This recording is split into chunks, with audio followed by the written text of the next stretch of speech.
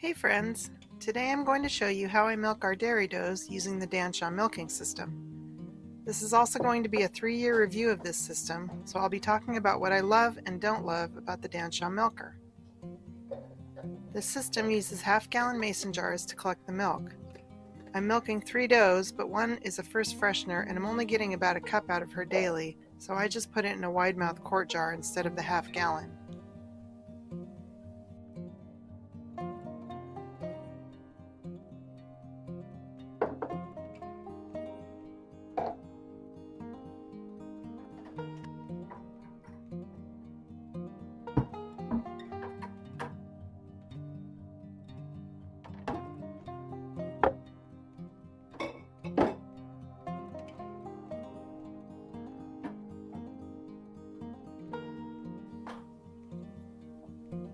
The lid for the milker is a standard mason jar lid that has had holes drilled in it for fittings for attaching milk and air lines. On the underside, polyurethane cement anchors these fittings and helps create a vacuum when the pump is turned on.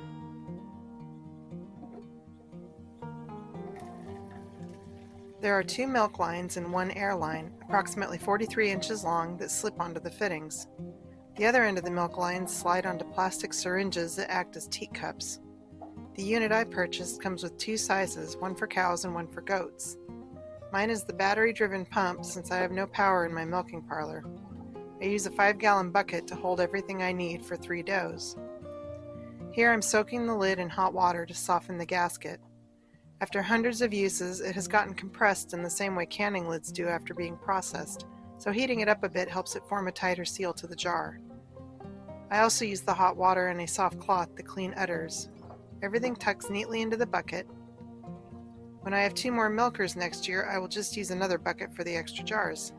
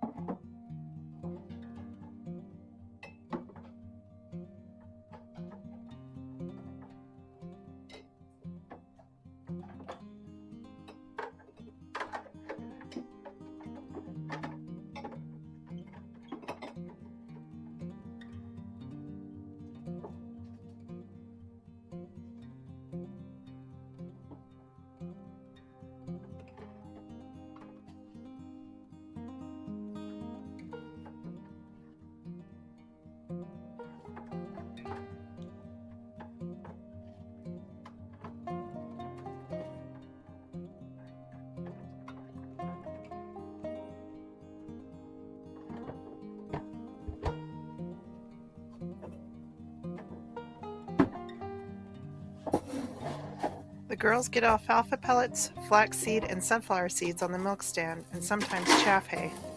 It's sitting outside the milk parlor right now, partly so I could give you a good view of the process, and partly because my milk parlor is actually a little greenhouse, and it's supposed to be in the 90s today.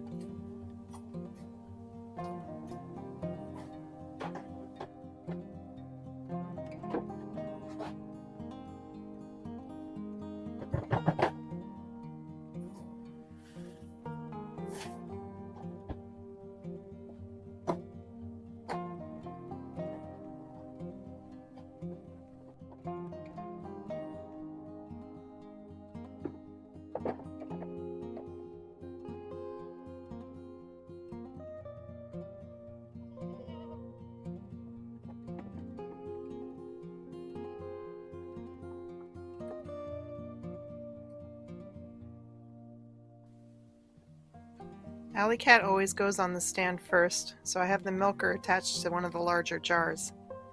She's a little sensitive about her teats, so I have to tie her back legs or she steps on the milk lines and yanks them off. She's quite accustomed to this.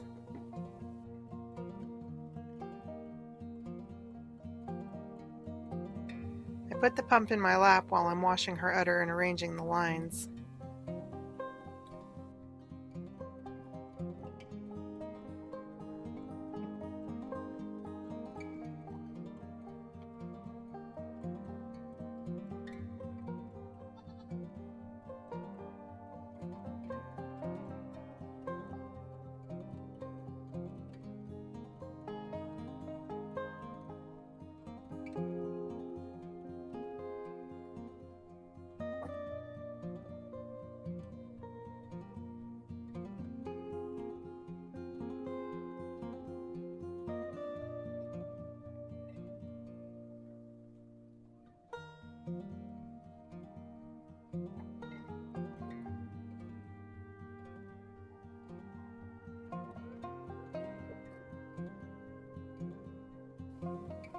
After I wash her teats, I pull the plungers out of the syringes, turn the pump on, and attach them to her udder.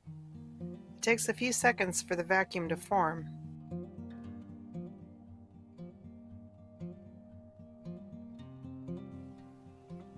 I've used a hand pump, which is actually a tool for bleeding car brakes, when I was having trouble with the battery wires, and it takes about 11 pounds of pressure to get the milk flowing.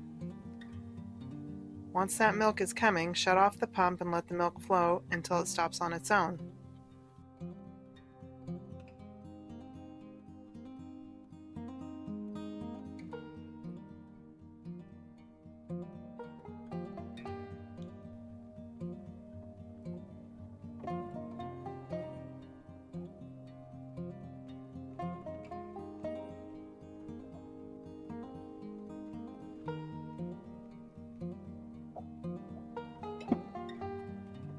At this point, I bump the udder the same way the babies do to let down more milk and turn the pump back on for a couple seconds to get it flowing again. When it stops, I pull the teat cups off and hand milk the last few tablespoons.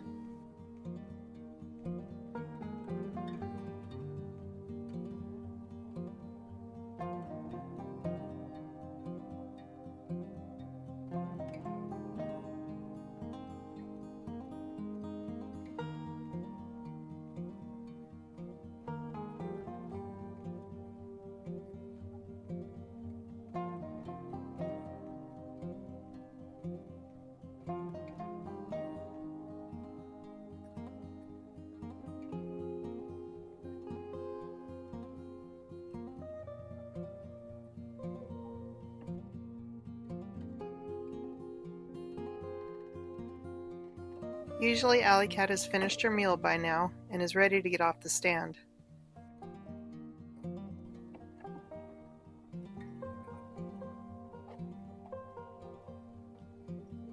I tie her up so she doesn't try to get back on when I bring the next doe up.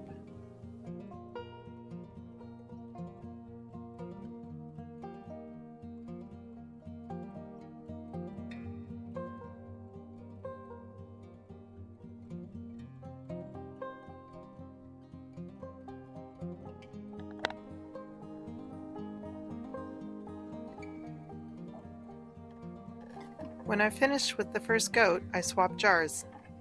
I use plastic lids so I can keep the milk covered at all times. I turn the pump on for a second as I'm attaching the milk lines to the next jar so that I get a good seal.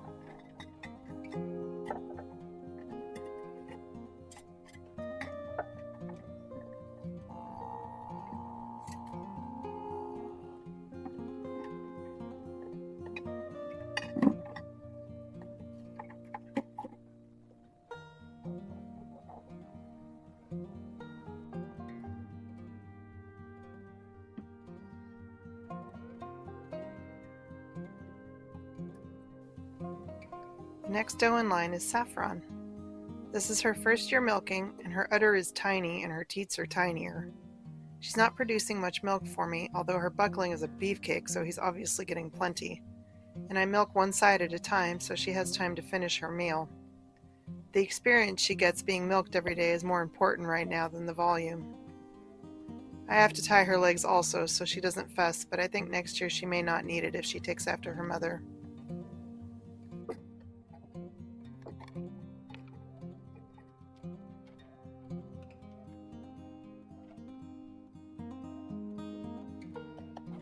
Like the last doe, I wash her udder and get the teacup ready. To use just one, I leave the plunger in the other one. It works exactly the same way. The milking machine came with rubber stoppers for the cups, but they just aren't necessary and would be one more piece of equipment to keep track of when I'm busy.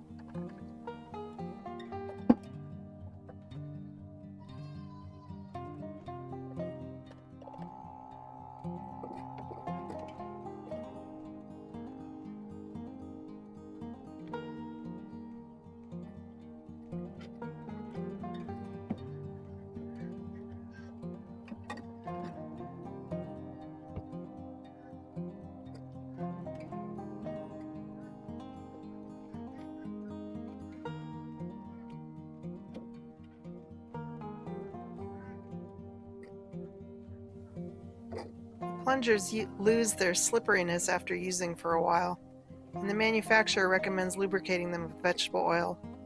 I don't do this as I don't want to have to clean it off each day or get anything into the milk. One side of mine slides fairly well, the other side doesn't, but I only need them to go in a little ways, so it's not a big deal. One thing I love about this milker is that I can replace the teacups easily by just running to the feed store and buying the appropriate dose syringe. I did this when I accidentally broke one while cleaning it.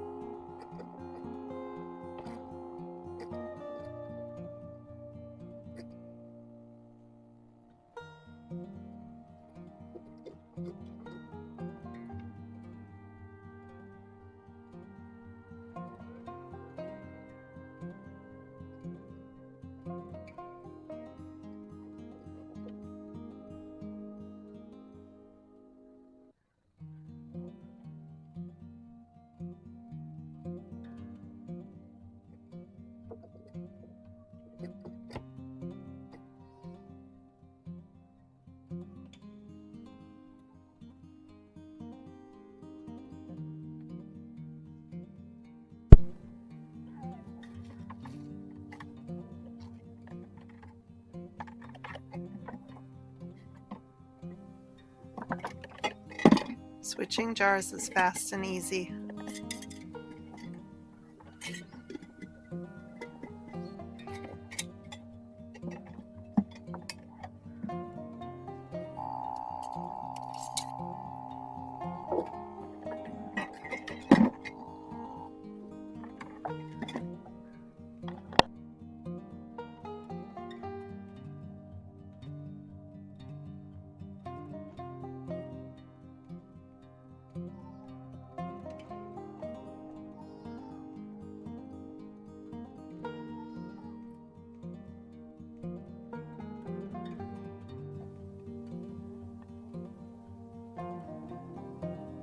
The last doe in line is Sabrina.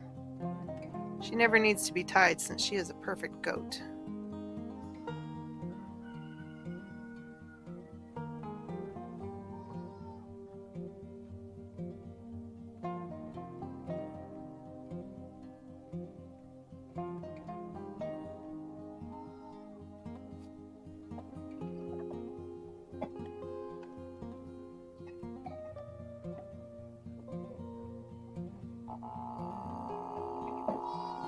I love her udder too. She's very easy to milk. I have problems with my hands, which is why I use a milk machine, but if I could hand milk, I'd never have a complaint about Sabrina.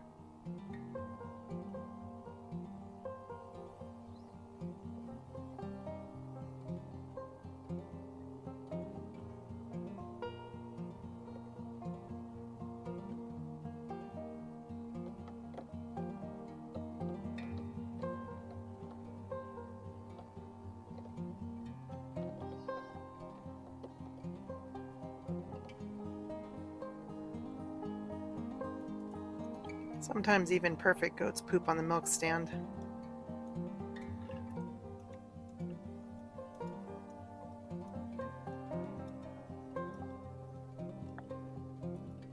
One thing I discovered about these teacups is that they don't get a good grip if their teats are dried out or flaky in any way. Sabrina's got 3 kids on her, and the 2 little bucklings are really hard on her. They chew on her teats and they dry out. I found I can't get a good seal when that happens, so I use a calendula salve to try to heal it up. It's almost healed up now.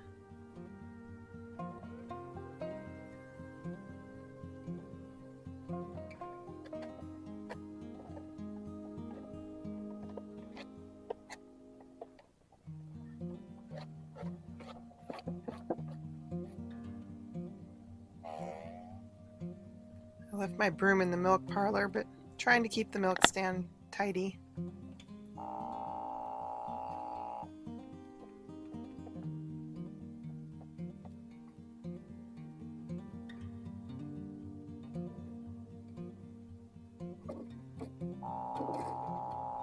Squeezing the udder a little can help drain the last bit of milk out.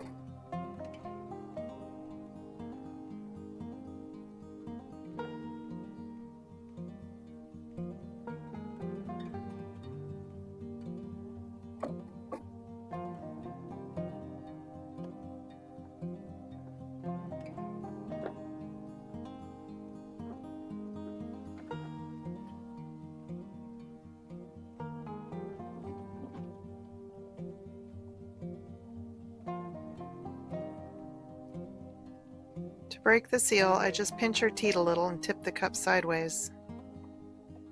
Sometimes it sounds like I'm letting the air out of a balloon by pinching the neck of it.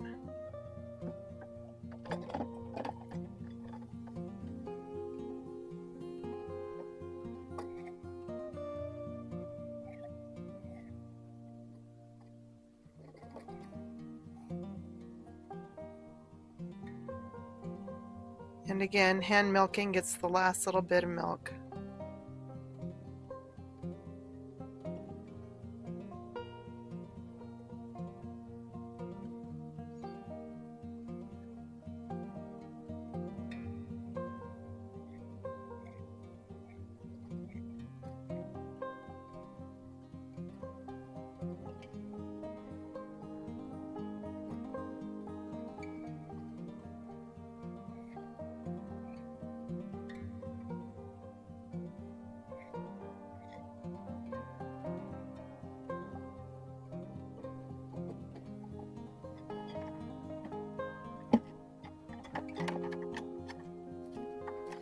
After I'm done, everything tucks neatly back into the bucket, and I release the kids.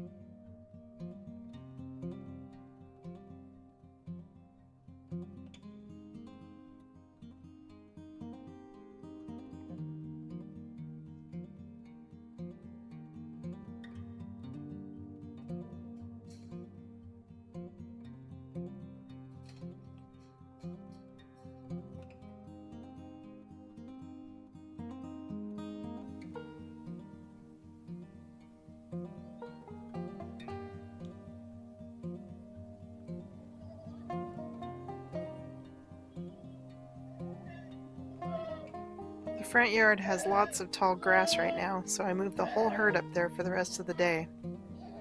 It's so funny, all 6 kids follow Sabrina. That leaves Saffron and Alley Cat panicking and pulling me along when I go to get them.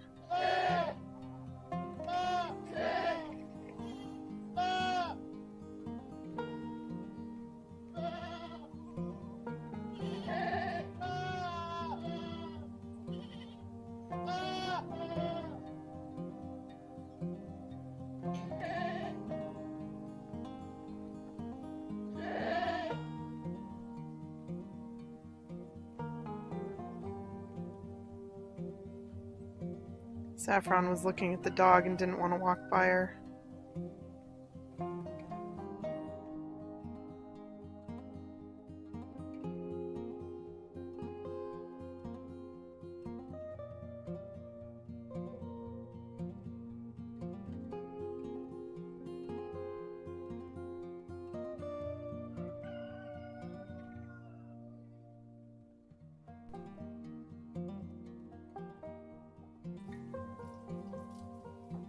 Back in the kitchen, I clean my hands up, and then I filter and weigh out everybody's milk individually so I can track who is producing what, and I write it on my calendar. At the end of the season, I can compare the volume I get from each doe to the previous years.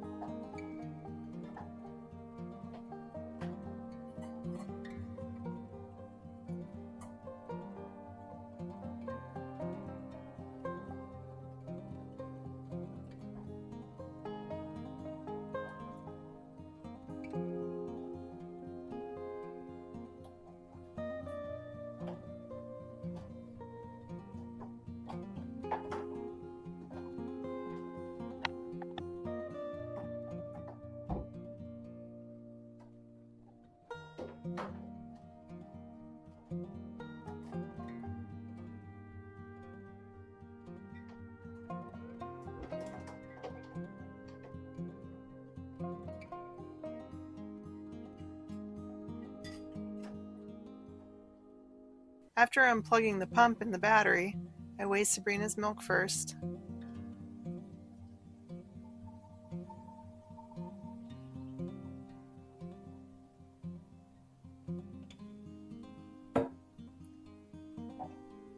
Then Saffron's. I zero out the scale in between each weighing.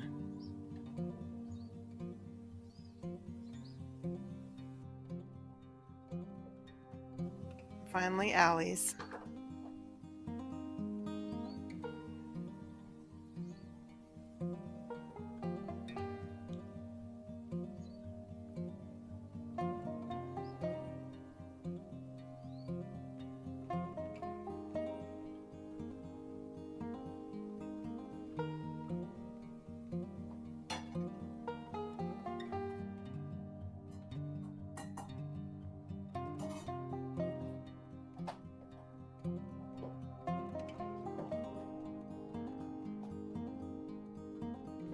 After filtering, the milk goes in the refrigerator, and I rinse the jars and milk lines in cold water.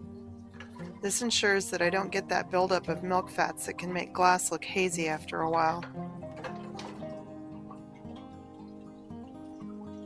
I've been using these jars for 3 years and they are still clear.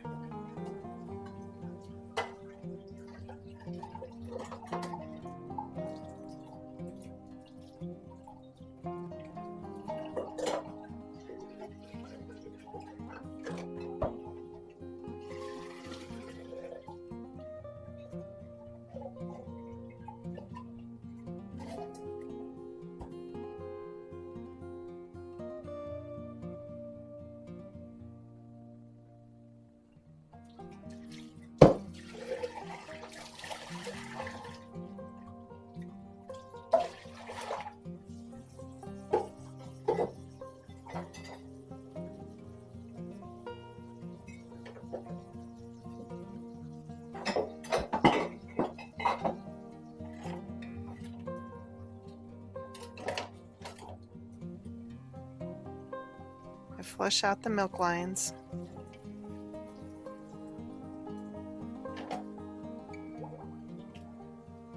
Once I've rinsed everything, I fill the sink with hot soapy water. I always wash the milking equipment before adding in any regular dishes because I don't want to suck any food particles into the milk lines.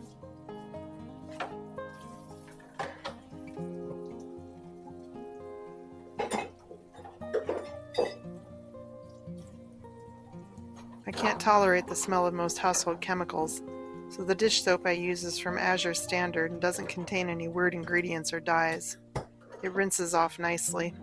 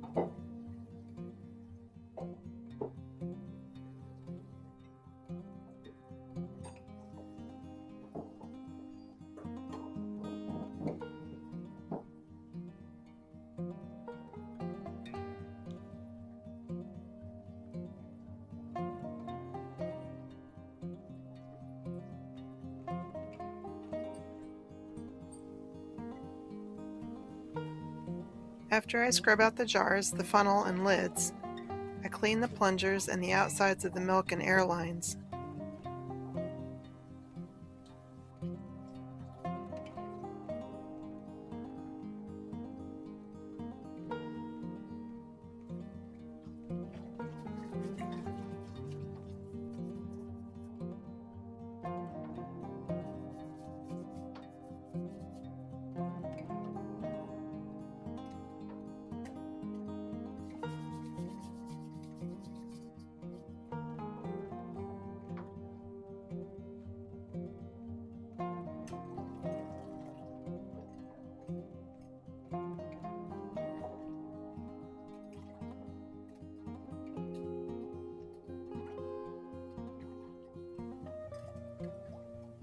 It's important to wipe these down as they usually lay on the deck of the milking stand.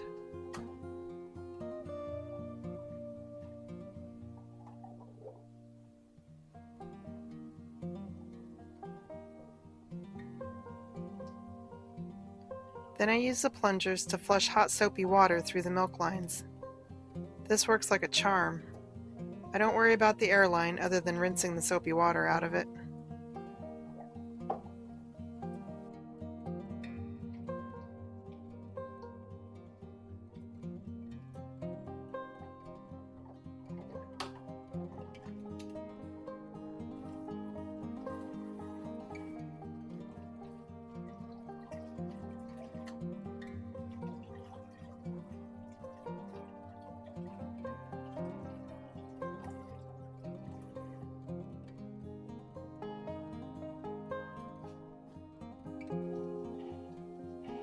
After rinsing with hot water, I put a squirt of white vinegar into each teacup and run it back and forth through the lines.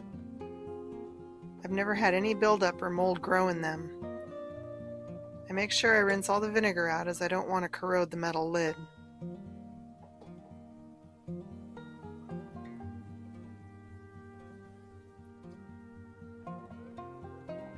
Then I hang the whole thing above my sink to dry until the next time I need it.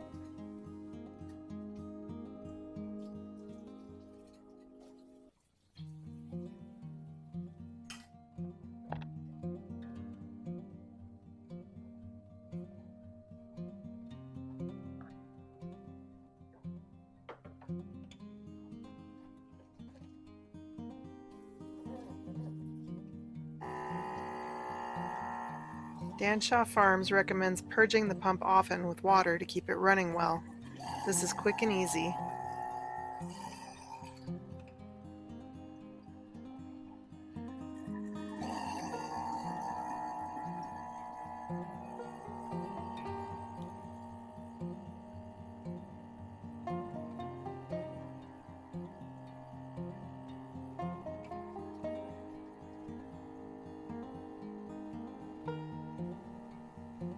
As you can see, I have the pump in a Ziploc bag just to keep it clean. I just run the power cord out one side and the intake and exhaust out the other. Overall, I really like this system. It's a lot more affordable than a standard milk machine, and the model I have with the battery is very portable, so I can carry it out to the goats with no effort. There's been one issue I've run into.